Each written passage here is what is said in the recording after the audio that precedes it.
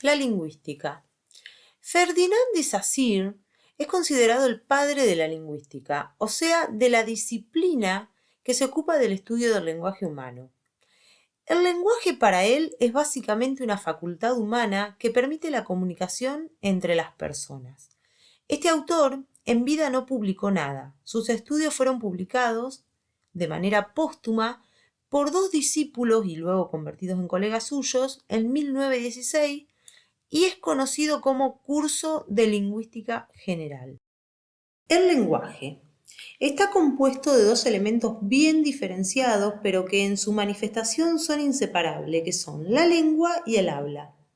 En su intento de definición, el autor nos dice que, tomado en su totalidad el lenguaje es multiforme, es decir, adopta variadas formas, y es heteróclito, es decir, que está compuesto de elementos muy distintos, a caballo de varios dominios, a la vez físico, fisiológico y psíquico. Pertenece además al ámbito individual y al ámbito social. No se deja clasificar en ninguna categoría de los hechos humanos porque no se sabe cómo sacar su unidad. Es decir, es difícil clasificar al lenguaje como uno de los hechos humanos, pero una vez que dentro de los hechos del lenguaje le damos un lugar a uno de ellos, o sea, cuando se toma a la lengua como principio de clasificación del resto de los hechos del lenguaje, se empieza a ordenar todo el resto como un efecto dominó. En palabras de Saussure, desde el momento en que le damos el primer puesto entre los hechos del lenguaje a la lengua, introducimos un orden natural en un conjunto que no se presta a ninguna clasificación. La lengua. La lengua es un sistema de signos arbitrarios, es decir, una estructura, aunque el autor no utilizó este término. El signo lingüístico a su vez está formado por la unión de un significado, es decir, el concepto, a un significante, es decir, una imagen acústica. La lengua es un producto social de la facultad del lenguaje y un conjunto de convenciones necesarias, obviamente para poder entendernos y comunicarnos, adoptadas por el cuerpo social para permitir el ejercicio de esta facultad en los individuos. Es compartida por una comunidad de hablantes, la lengua es exterior al individuo.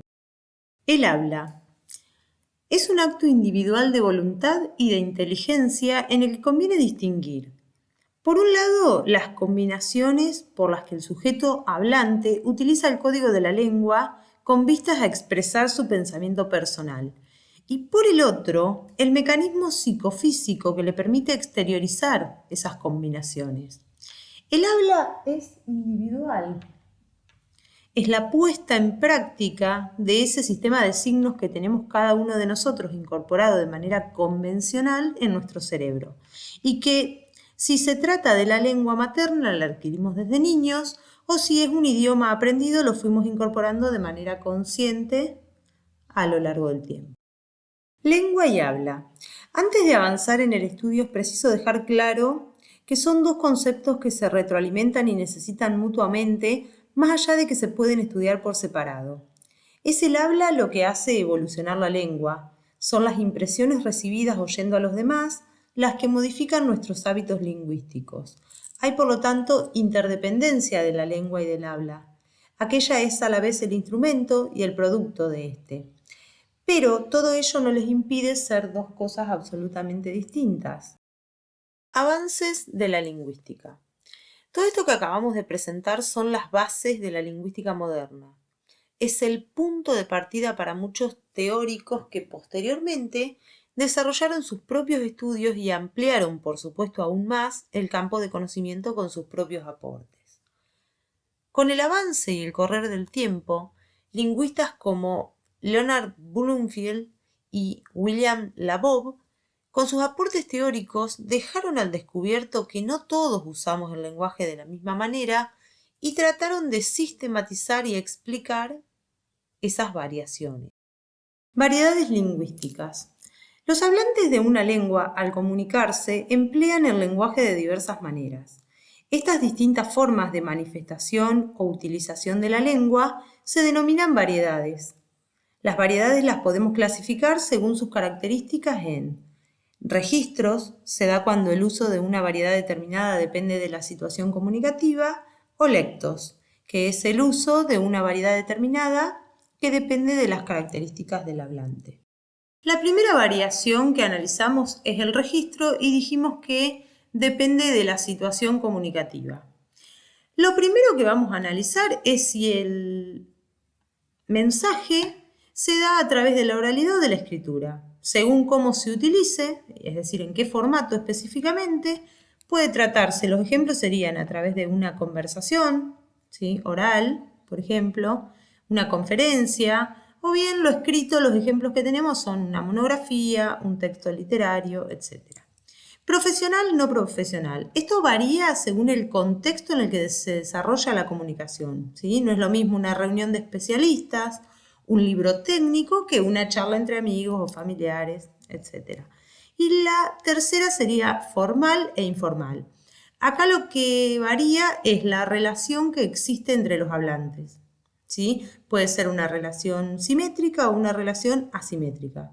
Por eso no es lo mismo un diálogo entre una doctora y una paciente que una conversación entre padre e hijo, que se supone que es mucho más descontracturada, podemos decir entre comillas. Segunda variación, lectos. Dijimos que esta variación depende de las características de los hablantes. La primera que vamos a analizar es el dialecto. Esta depende del lugar de procedencia del hablante. Pueden darse entre países, ¿sí? No va a hablar de la misma manera un argentino o un español, o entre regiones o provincias de un mismo país, ¿sí? No habla lo mismo una persona argentina nacida en Córdoba que argentina nacida en Buenos Aires, por ejemplo. El cronolecto es la variedad que depende de la edad del hablante, ¿sí? Crono viene de tiempo. En distintas épocas se utilizan distintos conceptos para nombrar lo mismo. Por eso un abuelo y su nieto pueden estar hablando de una misma cosa y nombrándola con diferentes palabras. Sociolecto, ¿sí? Es la tercera y depende del grado de formación cultural del hablante.